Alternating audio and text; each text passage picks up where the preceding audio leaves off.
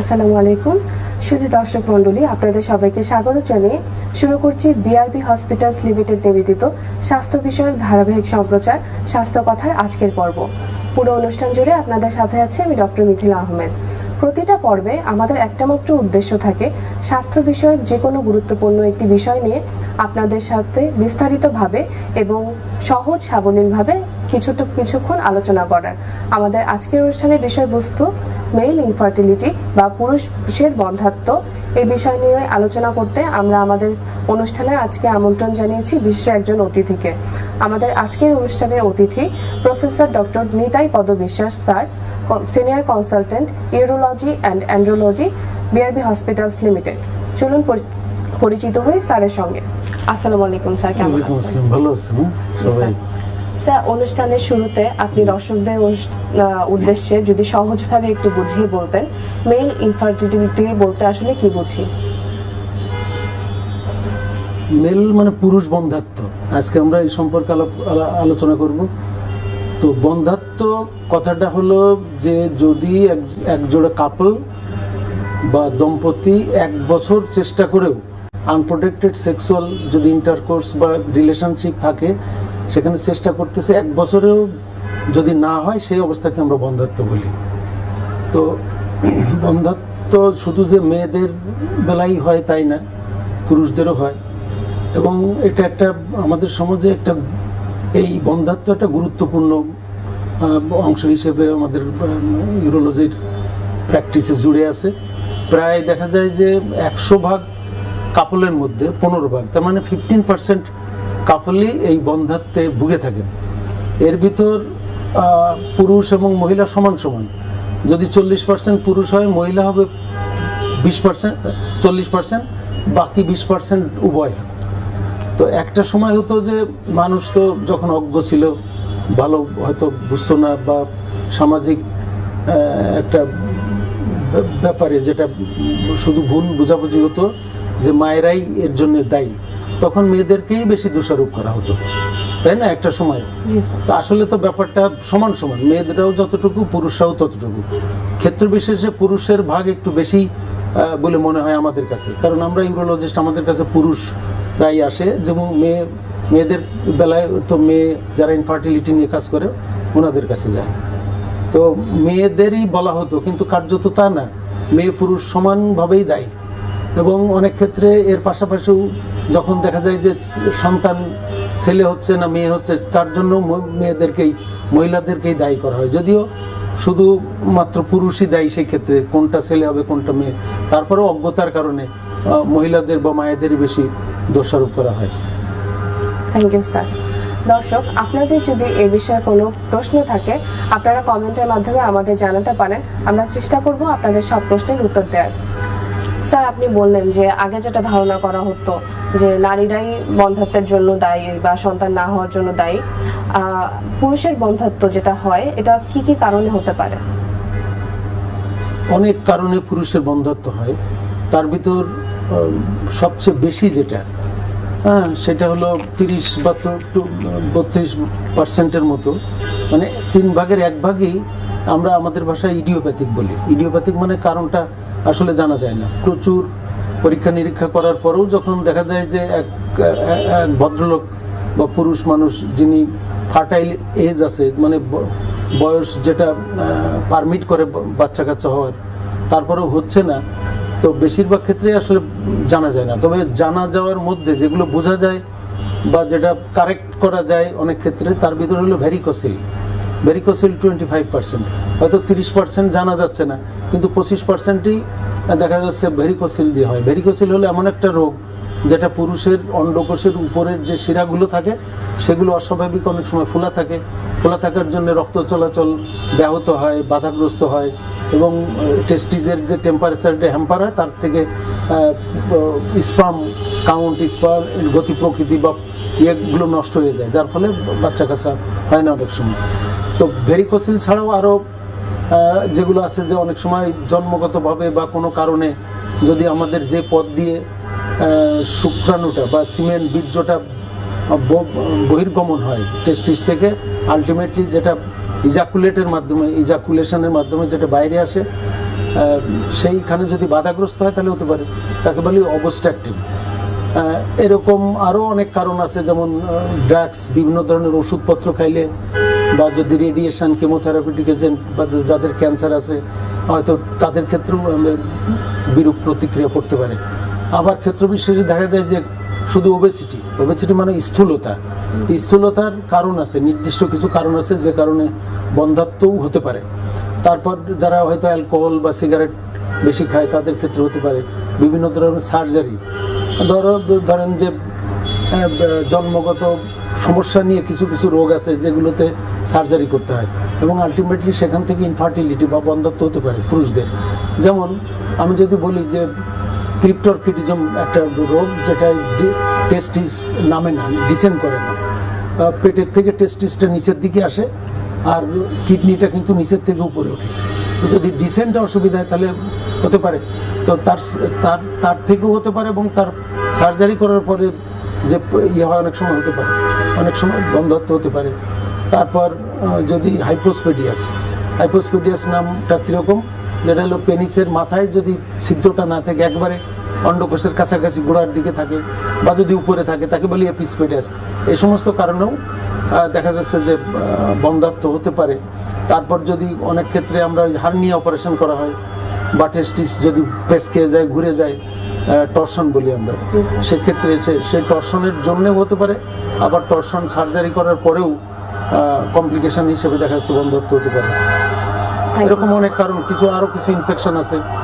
তারপরে ইনফেকশন মধ্যে টিউবারকুলোসিস, বা অন্ডকোষে যদি টিউমার থাকে, বা যদি কোনো সিস্ট বা কোনো নডিউল এমনভাবে দুই পাশে আছে যে এপিডিডাইমিসের ওই পথটা বন্ধ করে দিয়েছে, এবং তার থেকে যদি আমরা অনেক সময় যদি অ্যাসপিরেশন করতে যাই, বা যদি ইনস্ট্রুমেন্ট ফাইন নিড, অনেক সময় যে বায়োপসি করার মতো এরকম করতে যাই বা করা হয়, এপিডিডাইমাল সিস্ট অপারেশন করা হয়, তার থেকেও বন্ধ্যাত্ব হতে পারে। কিন্তু ধন্যবাদ স্যার। সাধারণত আমাদের কাছে এই পুরুষ বন্ধ্যাত্ব যে পেশেন্টগুলো আসে, তারা আসলে কি কি সিমটমস নিয়ে প্রেজেন্ট করে?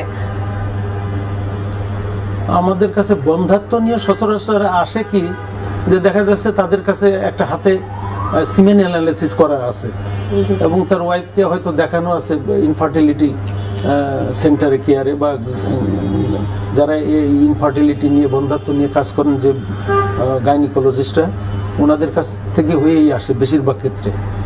তো সেক্ষেত্রে এই সিমেন অ্যানালিসিস, বীর্য পরীক্ষা করে দেখা যায় যে সেখানে শুক্রাণু নাই, বা তার ভলিউম কম, বা শুক্রাণু থাকলেও তার গতি প্রকৃতি, শেপ, সাইজ এবং মোটিলিটি এগুলো ডিস্টার্ব থাকে। ও তার ফলে দেখা যায় যে বন্ধ্যাত্ব হয়তো হয়ে গেছে, সেই অবস্থায় আমাদের কাছে আসে। আর এমনি বন্ধ্যাত্ব কারণ হয়তো সে মানুষটা নাই, বন্ধ্যাত্ব এখনো সেটা নির্ণয় হয়নি, অল্প কিছুদিন হয়তো বিয়ে করছে বা বিয়ে করে নাই, তো ওই সমস্ত পুরুষরা হয়তো সার্জিক্যাল, ওই যে ইউরোলজিক্যাল যে প্রবলেমগুলোর কথা আমি বললাম, ভেরিকোসিল বা এপিডিডাইমাল সিস্ট, বা হয়তো হার্নিয়া অপারেশন হয়েছে, বা এরকম সমস্যা নিয়েই সাধারণত আমাদের কাছে আসে। হাইপোস্পেডিয়াস আমি বললাম, এপিসপেডিয়াস, এই সমস্ত। Thank you sir. স্যার, একটা টেস্টের কথা বললেন যে সিমেন অ্যানালাইসিসের রিপোর্ট নিয়ে বেশিরভাগ সময় আসে মানুষজন। এছাড়া কি অন্য কোনো ইনভেস্টিগেশনস আমরা করতে দিই বা নিয়ে আসে?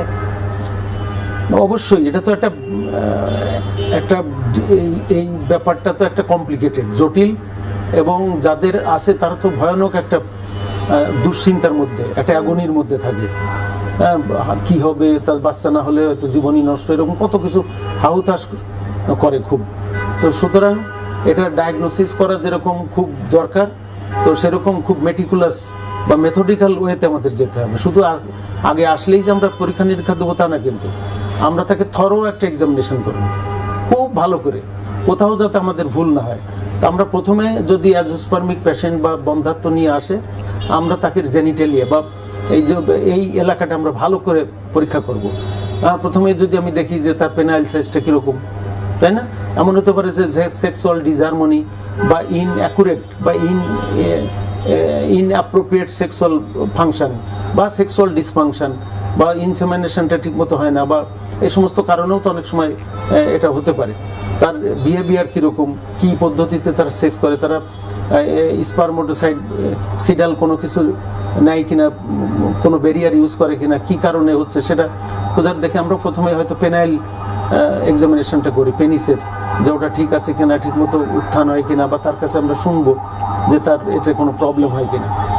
এটা যদি ঠিক থাকে তখন আমরা অন্ডকোষে দেখি, অন্ডকোষের নর্মাল যে ভলিউমটা থাকে, অন্ডকোষ কীভাবে আসে, কতটুকু ভলিউম, 15 থেকে 20 মিলিমিটার বা ml বা সিসি এলো ভলিউম। তো ভলিউমটা নির্ণয় করা হয় তার লং অ্যাক্সিস মানে লম্বালম্বি, আড়াআড়ি এবং অ্যান্টেরিয়র পোস্টেরিয়র। তো এইরকম করে আমরা মাপতে পারি, একে বলে অর্কিডোমিটার। এটা মিটার দিয়ে মাপা যায়, অর্কিডোমিটার দিয়ে। আর এমনি ভলিউমটা ছাড়াও আমরা যদি দেখি যে টেক্সচারটা কীরকম, টেক্সচার যদি দেখা যাচ্ছে ফ্লাবি কিনা, কতটুকু, ভালো করে এটা দেখি এখানে কোনো টেস্টিজে কোনো অ্যাবনর্মালিটি আছে কিনা, কোনো গ্রোথ আছে কিনা, গ্রোথ মানে মাস, বা কোনো টিউমার, কোনো লিশন, কোনো কার্সিনোমা, কোনো অন্য কোনো কিছু আছে কিনা। এখান থেকে আমরা উপরে উঠি, যাই এপিডিডাইমিস বলি, যে পথ দিয়ে শুক্রাণুটা বা বীর্যটা টেস্টিস থেকে তৈরি হওয়ার পথে যে পথ দিয়ে নির্গত হবে, সেই পথ যদি আমরা ধারাবাহিকভাবে দেখি, এরপরে আসছে এপিডিডাইমিস। এখন এপিডিডাইমিসে যদি কোনো ইনফেকশন বা ইনফ্লামেশন বা কোনো ইনজুরি বা এরকম কোনো কিছু আছে কিনা আমরা দেখি। এখানে সাধারণত নোডিউল পাওয়া যায়, সিস্টিক নোডিউল বা সিস্ট, তাকে বলে এপিডিডার্মাল সিস্ট, সেটা ছোট থেকে বড় হতে পারে। বা এখানে যদি টিবি থাকে তাহলে টিবির জন্যও কিন্তু ব্লক হয়ে যায়। তো সেই ক্ষেত্রে আমরা দেখি এখানে কোনো নোডিউল আছে কিনা। এপিডিডার্মিস থেকে আলটিমেটলি আমরা ভাস দেখি, ভাস মানে ভাস ডিফারেন্স, যে পথটা দিয়েই শুক্রাণুগুলো যাবে বা বীর্য সিমেন্টগুলো যাবে। তো সেখানেও অনেক সময় অ্যাবনর্মালিটি থাকে। অনেক ক্ষেত্রে দেখা যাচ্ছে যে কোনো এক সাইডে আপনার ভাস ডিফারেন্স অ্যাবসেন্ট থাকতে পারে, অ্যাপ্লাসিয়া বলি আমরা তাকে। অনেক সময় যদি অ্যাপ্লাসিয়া না হয়, হাইপোপ্লাসিয়া থাকে, ঠিকমতো দেখা যাচ্ছে তার ভিতর ওপেনিং নাই, ঠিকমতো যেতে পারতেছে না, এরকম হতে পারে, দুই পাশেই অ্যাবসেন্ট থাকতে পারে। আবার তখন আমরা তারপরে দেখবো যে ভ্যারিকোসিল হলো হচ্ছে টেস্টিসের উপরের থেকে যে শিরাগুলো দিয়ে টেস্টিস থেকে ব্লাডটা উপরে উঠে আলটিমেটলি বাম পাশে যায় হলো রেনাল ভেনে, ডান পাশে যায় হলো ইনফেরিয়র ভেনা কাভা, মানে সিস্টেমে যাবে, আলটিমেটলি হার্টে যাবে। তো সেটা যদি ফোলা থাকে সেটা দেখি আমরা ভালো করে, সেটাকে আমরা তাকে বলি হলো ভ্যারিকোসিল, একটু আগেই বললাম। তারপরে আমরা আর একটু উপরে উঠে যে যদি দেখি যে এখানে আবার যদি টেস্টিস অ্যাবসেন্ট আছে কিনা, তাই না, ক্রিপ্টোরকিটিজম বা আগে কোনো সার্জারির হিস্ট্রি আছে কিনা, এগুলো আমরা ভালো করে দেখি। তারপরে আমরা দেখব যে তার আসলে ওই যে ওবেসিটি, তার গঠনটা, শরীরের গঠনটা কেমন আছে, এবং অন্য কোনো রোগ আছে নাকি, যে সমস্ত রোগের কারণে ইনফার্টিলিটি হতে পারে, সেগুলো আমরা ভালো করে কিন্তু অ্যাসেস করতে হবে। ডায়াবেটিস মেলাইটাস, সিস্টিক ফাইব্রোসিস, তারপর মাল্টিপল মায়োলোমা বা সিস্টেমিক স্ক্লেরোসিস, এরকম। অবশ্যই আমাদের কুশিং সিনড্রোম বা নেফ্রোটিক সিনড্রোম, এগুলোও কিন্তু মাথায় রাখতে হবে। থাইরয়েড এর কোনো ফাংশন কি অবস্থা আছে সেটা তো পরে অবশ্য আমরা ইনভেস্টিগেশন আসবো, তো আমরা থাইরয়েড গ্ল্যান্ডটাও এই সাথে দেখতে পারি। এরকম এক্সামিনেশনটা কিন্তু খুব ইম্পর্টেন্ট, ভালো করে থরলি মেথডিক্যালি যেতে হবে। এরপরে আমরা সেই যে সমস্যা আছে সেই সমস্যার নিরিখে রিলিভেন্ট ইনভেস্টিগেশন করি, মানে হচ্ছে যে সমস্যা আছে ওই অনুযায়ী আমরা তো বন্ধ্যাত্বের সাধারণত আমরা প্রথমেই আমরা দেখবো কি যে ইউরিনারি ট্র্যাক্টে ইনফেকশন থাকতে পারে, অনেক সময় দেখা যাচ্ছে সেক্সুয়ালি ডিজিজ নিয়ে আসছে বা অন্য কোনো সমস্যা আছে, সেক্ষেত্রে আমরা প্রস্রাবের পরীক্ষা করি। প্রস্রাবের পরে আমরা ডায়াবেটিসের স্ট্যাটাস দেখি, কিডনিটা কেমন কাজ করতেছে দেখি। অবশ্যই থাইরয়েড হরমোন যেটা আমরা করি প্রাথমিকভাবে TSH অথবা এর সাথে ফ্রি T4 আমরা করে এটা দেখি, লিপিড প্রোফাইলটা দেখি। তারপরে যদি পুরুষ হরমোন আমরা পরীক্ষা করতে চাই সেক্ষেত্রে আমরা টেস্টোস্টেরন দেখব এবং প্রোল্যাকটিন দেখব, আর স্ক্রোটাল আল্ট্রাসাউন্ড তো আছেই। এইভাবে আমরা আস্তে আস্তে আগাবো। জি স্যার। স্যার অনেকেই সিমেন অ্যানালাইসিসে যদি দেখে যে স্পার্ম কাউন্ট কম বা নীল, ওই সময়ে আসলে মানসিকভাবে ভেঙে পড়ে যে এটা তাহলে তার স্থায়ী সমস্যা বা কখনো হয়তো সে বাবা হতে পারবে না। তো দেখা যায় যে ওই মানসিকভাবে ভেঙে পড়া থেকেও চিকিৎসকের কাছে যায় না। এটা কি আদৌ স্থায়ী সমস্যা কিনা, বা এটা থেকে বের হওয়ার জন্য আমাদের এখন মেডিকেল ট্রিটমেন্ট কি আছে, বা এখন হচ্ছে আধুনিক চিকিৎসা ব্যবস্থা কি? অবশ্যই আধুনিক চিকিৎসা আছে। এখানে অ্যাজোস্পার্মিয়া বলি আমরা, যদি প্রস্রাবে বীর্যে যদি কোনো শুক্রকীট না থাকে সেই অবস্থাকে আমরা অ্যাজোস্পার্মিয়া বলি। অ্যাজোস্পার্মিয়া তার মানে আপনার সিমেনে কোনো স্পার্ম নাই, শুক্রকীট নাই। তা সেক্ষেত্রে আমরা অবশ্যই দেখবো যে কেন তার এই শুক্রকীটটা সিমেনে নাই, তাই না? কেন দেখবো? এটা দুইটা কারণ। এটা হচ্ছে স্পারমাটোজেনিক ডিসফাংশন, তার মানে অন্ডকোষ থেকেই তার শুক্রকীট তৈরিতে সমস্যা হচ্ছে। আর একটা হচ্ছে যে অন্ডকোষ ঠিক আছে, তৈরি ঠিক আছে, সবকিছুই ঠিক আছে, কিন্তু ঠিক এমিশন মানে ইজাকুলেটে আসতেছে না শুক্রকীট, সেটা বাধা আছে কোথাও। সেটা টেস্টিস থেকে শুরু হতে পারে, যেমন ইন্ট্রাডাক্টাল বা মাইক্রোডাক্টাল অবস্ট্রাকশন যদি থাকে টেস্টিসের মধ্যেই, রেটি টেস্টিস। তারপর এপিডিডাইমিসে যদি কোনো ব্লক থাকে, ভাস ডিফারেন্সের সমস্যা থাকে, সেমিনাল ভেসাইকেল বা ইজাকুলেটরি ডাক্টের সমস্যা থাকে, সেক্ষেত্রে হতে পারে। ইজাকুলেটরি ডাক্টের অসুবিধাটা এগুলোর মধ্যে একটু পরিমাণ বেশি হয়। সেক্ষেত্রে দেখা যায় যে প্রস্টেটিক যে ইউরেথ্রা, তার মানে আমরা যে প্রোস্টেটিক ইউরেথ্রাতে যেখানে ইজাকুলেটরি ডাক্ট মানে যে পথ দিয়ে আপনার সিমেন্টটা নির্গত হবে, সেই জায়গাটা যদি ব্লক থাকে তাহলে তো আলটিমেটলি শুক্রকীটটা নাও আসতে পারে বা কম আসতে পারে, এইটাই আর কি। ধন্যবাদ স্যার। আমরা অনুষ্ঠানে একদম শেষ পর্যায়ে চলে আসছি। আপনি আপনার সময় দিয়েছেন আমাদের, এজন্য অসংখ্য ধন্যবাদ। ধন্যবাদ সবাইকে, আমার দর্শক শ্রোতা, বিআরবি হসপিটালের পক্ষ থেকে সবাইকে শুভেচ্ছা, শুভ অপরাহ্ন। দর্শক মণ্ডলী, আমরা আবারও কোনো পর্বে হাজির হব আপনাদের সাথে অন্য কোনো বিষয় নিয়ে আলোচনা করতে। ততক্ষণ পর্যন্ত ভালো থাকবেন, সুস্থ থাকবেন। আসসালামু আলাইকুম।